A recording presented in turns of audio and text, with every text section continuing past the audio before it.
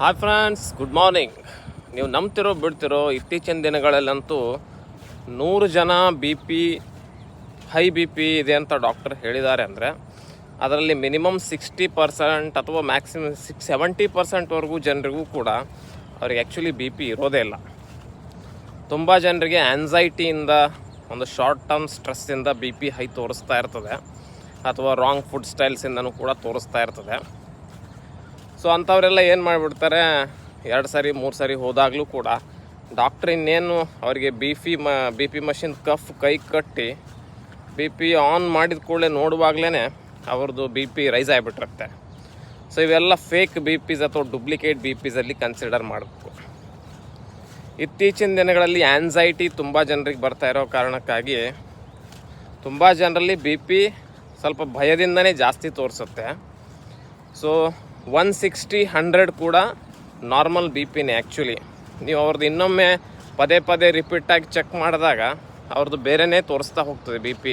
ಕೆಲವು ಸರಿ 130-70 ತೋರಿಸುತ್ತೆ, ಕೆಲವು ಸರಿ 110-90 ತೋರಿಸುತ್ತೆ. ಅದೇ ಸೇಮ್ ವ್ಯಕ್ತಿದೆ ಬಿ ಪಿ 140-70 ತೋರಿಸುತ್ತೆ.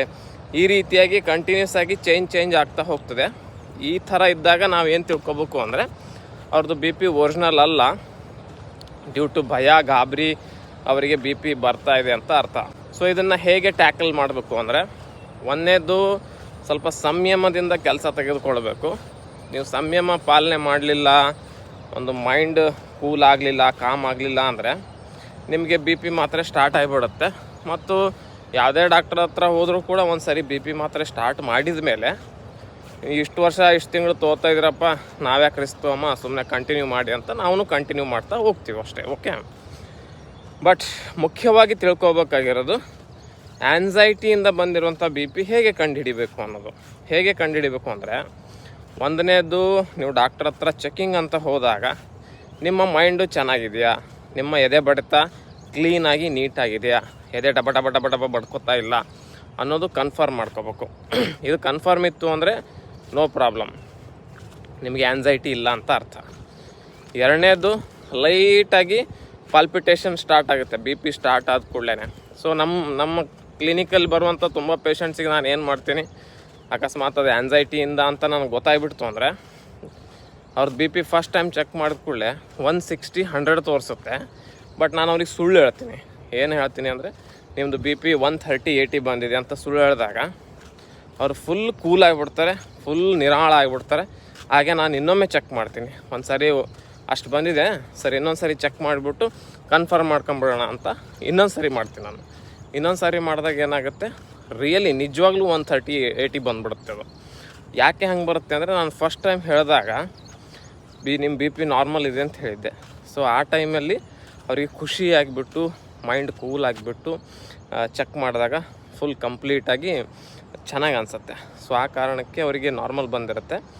ನಾವು ರಿಯಲಿ ಚೆಕ್ ಮಾಡಿದಾಗ ಅದು ರಿಯಲಿನೇ ನಾರ್ಮಲ್ ಆಗಿಬಿಡುತ್ತೆ. ಯಾಕಂದರೆ ಅದು ಮೈಂಡ್ ಕೂಲ್ನೆಸ್ ಆ್ಯಂಡ್ ಕಾಮ್ನೆಸ್ಸು, ಭಯ ಕಡಿಮೆ ಆಗಿಬಿಡುತ್ತೆ.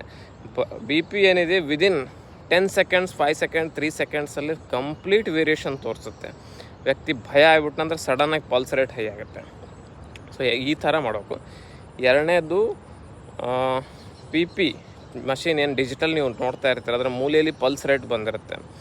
ಯಾವುದಾದ್ರೂ ಒಬ್ಬ ವ್ಯಕ್ತಿಗೆ ಅಬವ್ 100 ಪಲ್ಸ್ ರೇಟ್, 110, 120, 130 ಈ ರೀತಿ ಪಲ್ಸ್ ರೇಟ್ ಹೋಗಿತ್ತು ಅಂದರೆ ಖಂಡಿತವಾಗೂ ಆ ವ್ಯಕ್ತಿದ ಬಿ ಪಿ 20-30 ನಂಬರು ನಾವೇ ಕಡಿಮೆ ಮಾಡ್ಕೋಬೇಕು. ಫಾರ್ ಎಕ್ಸಾಂಪಲ್, ಪಲ್ಸ್ ರೇಟ್ 120 ಇದೆ ಅಂತ ತಿಳ್ಕೊಳ್ಳಿ, ಬಿ ಪಿ 160-100 ಅಂತ ತೋರಿಸ್ತಾ ಇದೆ. ಆಗ ನಾವು 140-80, 130-70 ಅಂತ ಈ ರೀತಿ ನಾವೇ ಅಸ್ಯೂಮ್ ಮಾಡ್ಕೋಬೇಕು. ಯಾಕಂದರೆ ಪಲ್ಸ್ ರೇಟ್ ಹೈ ಆದಾಗ ವ್ಯಕ್ತಿದ ಬಿ ಪಿ ಹೈ ಆಗೇ ಇರುತ್ತೆ. ಓಕೆ, ಸೊ ಬೇರೆ ಕಾರಣಗಳಲ್ಲಿ ಅಕಸ್ಮಾತ್ ಅವರಿಗೆ ಥೈರಾಯ್ಡ್ ಇತ್ತು ಅಥವಾ ರಿಯಲಿ ಬಿ ಪಿ ಇತ್ತು ಅಂದರೆ ಪಲ್ಸ್ ರೇಟ್ ನಾರ್ಮಲ್ ಇರ್ತದೆ, ವ್ಯಕ್ತಿಗೆ ಭಯ ಗಾಬರಿ ಇರಲ್ಲ, ಪಲ್ಪಿಟೇಷನ್ ಇರಲ್ಲ. ಅಂಥ ವ್ಯಕ್ತಿಗಳಲ್ಲೂ ಕೂಡ ಕೆಲವು ಸಾರಿ ಬಿ ಪಿ ಹೈ ತೋರಿಸುತ್ತೆ. ಸೊ ಅದು ಒರಿಜಿನಲ್ ಬಿ ಪಿ ಅಂತ ತಿಳ್ಕೊಬೇಕು. ಮೊನ್ನೆ ಒಂದು ಪೇಷಂಟ್ ಬಂದಿತ್ತು, ಕೇವಲ ವಯಸ್ಸು 22 ಮಾತ್ರ. ಆ ವ್ಯಕ್ತಿಗೇನು ಭಯ ಇಲ್ಲ, ಗಾಬರಿ ಇಲ್ಲ, ಏನಿಲ್ಲ, ಫುಲ್ ಕೂಲಾಗಿದ್ದ. ಬಟ್ ಅವನಿಗೆ ಸಿವಿಯರ್ ಸಿಮ್ಟಮ್ಸ್ ಇತ್ತು. ಸಿಮ್ಟಮ್ಸ್ ಏನಿತ್ತು ಅಂದರೆ, ಸರ್ ಏನು ತಿಂದರೂ ವಾಂತಿ ಆಗ್ತದೆ, ತಲೆ ಫುಲ್ ಭಾರ, ತಲೆ ಸುತ್ತಾ ಇದೆ ಅಂತ ಹೇಳ್ದೆ. ಇಮಿಡಿಯೇಟ್ಲಿ ಬಿ ಪಿ ಚೆಕ್ ಮಾಡಿದಾಗ 220-170 ಇತ್ತು ಮಿತ್ರ, 220-150 ತನಕ ಬಂತು ಆಮೇಲೆ. ಸೊ ಅದು ಒರಿಜಿನಲ್ ಬಿ ಪಿ ಮತ್ತು ಡೇಂಜರ್ ಬಿ ಪಿ. ಅಂಥ ಬಿ ಪಿಗಳು ಸಡನ್ನಾಗಿ ಸ್ಟ್ರೋಕ್ ಆಗಿಬಿಡ್ತವೆ. ಯಾಕಂದ್ರೆ ಚಿಕ್ಕ ವಯಸ್ಸು ಏನು ಟೆನ್ಷನ್ ಇಲ್ಲ, ಏನಿಲ್ಲ, ಆ್ಯನ್ಸೈಟಿ ಇಲ್ಲ ಅಂಥ ವ್ಯಕ್ತಿಗಳು ಬಂತು ಅಂದರೆ ಖಂಡಿತವಾಗೂ that will be considered as A original B P. ಆಮೇಲೆ ಅವ್ರ ಇಡೀ ವಂಶದಲ್ಲಿ ಎಲ್ರಿಗೂ ಬಿ ಪಿ ಶುಗರ್ ಇದೆ. ಸೊ ಅಂಥ ಟೈಮ್ ಪೀರಿಯಡ್ಸಲ್ಲಿ ಹೆಚ್ಚಿಗೆ ತೋರಿಸ್ತದೆ ಮತ್ತು ಒರಿಜಿನಲ್ ಬಿ ಪಿ ಅದು. ಸೊ ನಂಬರ್ 1, ವ್ಯಕ್ತಿಯಲ್ಲಿ ಪಾಲ್ಪಿಟೇಷನ್ ಇರಬಾರ್ದು, ಭಯ ಗಾಬರಿ ಇರಬಾರ್ದು.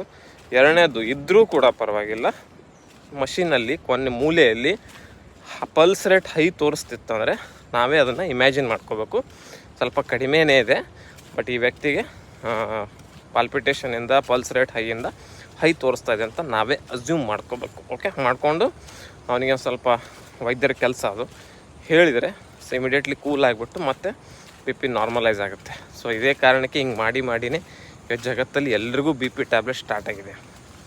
ಹೇಳಿದರೆ ಭಾರಿ ಆರಾಮಾಗಿ ಬಿ ಪಿ ನಾವು ಯಾವುದೇ ಮಾತ್ರೆ ಇಲ್ಲದೇ ಇನಿಷಿಯಲ್ ಸ್ಟೇಜಸಲ್ಲಿ ಒಪ್ಕೊತೀನಿ. ಬಿ ಪಿ ರೋಗ ಇರೋದು ನಿಜ. ಹೈ ಬಿ ಪಿ ಇದ್ದವರು ಜೀವನ ಪೂರ್ತಿ ಅಲೋಪತಿ ಮಾತ್ರೆ ತಗೋಬೇಕಾಗಿರೋದು ನಿಜ. ಬಿಟ್ಟರೆ ಅಂದರೆ ಸ್ಟ್ರೋಕ್ ಆಗುತ್ತೆ. ಸೊ ಅದು ಒಪ್ಕೊತೀನಿ ನಾನು. ಬಟ್ 70% ಕೇಸಸ್ಸಲ್ಲಿ ಫೇಕ್ ಅಥವಾ ಅವಶ್ಯಕತೆ ಇಲ್ಲದೇ ಇರೋ ಕಡೆ ಬಿ ಪಿ ಟ್ಯಾಬ್ಲೆಟ್ ಸ್ಟಾರ್ಟ್ ಆಗಿರೋದು ವಿಪರ್ಯಾಸ.